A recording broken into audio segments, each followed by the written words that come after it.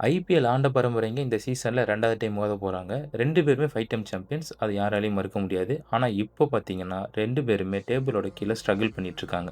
சிஎஸ்கேக்கு இது குவாலிஃபிகேஷனுக்கு ரொம்ப முக்கியமான மேட்ச்.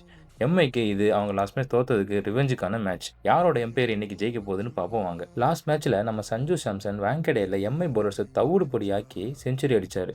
அதனால மேட்ச்ல ஒரே ஒரு கேள்வி தான். இன்னைக்கும் திரும்ப சஞ்சு ஒரு செஞ்சுரி அடிப்பாரா? இன்னொரு பக்கம் பார்த்தீங்கன்னா, நம்ம கேப்டன் ருத்துராஜ். லாஸ்ட் மேட்ச்ல தனியாளா நின்னு டெத் ஓவர்ஸ்ல ஒரு மாஸ் பெர்ஃபார்மன்ஸ் பண்ணியிருக்காரு. இந்த 2 பேரும் இன்னைக்கு நின்னு ஆடுனா, சிஎஸ்கே பாயிண்ட்ஸ் டேபிள்ல மட்டும் இல்ல, ஸ்கோர் கார்ட்லயும் மாசிவ் டோட்டலா போர்ட்ல ஏத்துவாங்க. மும்பை இந்தியன்ஸ் லாஸ்ட் மேட்ச்ல தோத்தாலும், ரியான் ரிக்கல்டன் 123 ரன்ஸ் அடிச்சு கரண்ட் ஐபிஎல்லோட one of the most dangerous பேட்டரா மாறிட்டாரு. எம்ஐயோட நியூ ஓப்பனிங் பேரும் இப்ப ரொம்ப நல்லா ஆடுறாங்க. ரோஹித் இல்லாத இடத்துல இப்ப வில் ஜாக்ஸ் ஆடிட்டு இருக்காரு. ஆனா, அவங்க பவுலிங்ல பார்த்தீங்கன்னா, பும்ரா அண்ட் போல்ட் இன்னும் விக்கெட்ஸ் எடுக்க ரொம்பவே ஸ்ட்ரகிள் பண்றாங்க. சரி வாங்க நம்ம இப்போ பிட்ச் ரிப்போர்ட் பார்ப்போம். சேபாக் பிட்ச் கொஞ்சம் பவுன்சியரா இருக்குன்னு சொல்றாங்க. ஆனா, சேஸ் பண்ற டீமுக்கு அட்வான்டேஜ். ஸ்டாட்ஸ் பார்த்தா MI has a slight edge at Chepauk historical.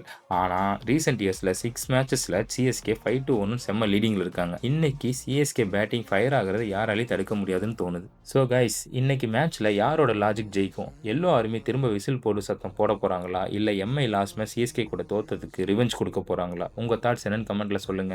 Bye.